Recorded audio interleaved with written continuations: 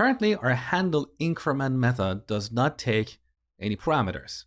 But sometimes in real-world applications, we need to pass arguments with our events.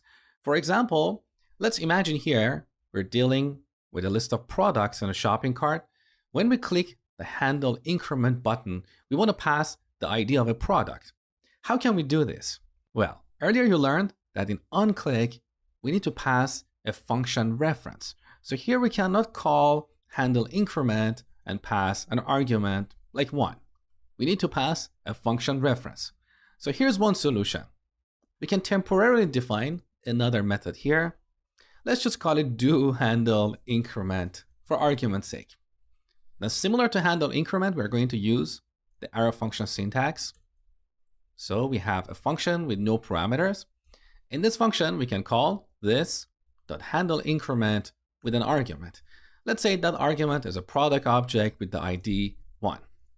Now we can modify handle increment and add a parameter, call it E as in short for event, or product, whatever that parameter is representing.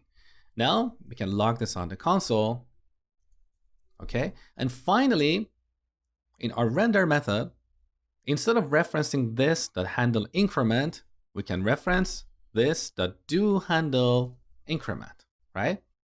Back in the browser, when I click the increment button, you can see our product object, which is the argument to the handle increment method. So this was one simple solution, but writing code like this is messy. We don't want to redefine another similar method as a wrapper just to pass an argument to the actual event handler. A better solution is to use an inline function here. So in onClick, instead of referencing this, the doHandleIncrement, we can simply pass this arrow function in between curly braces. So we write code like this. No parameters goes to this .handleIncrement, and then we pass an argument. Now, when rendering a list of products in a shopping cart, in our map method, we have access to a product object.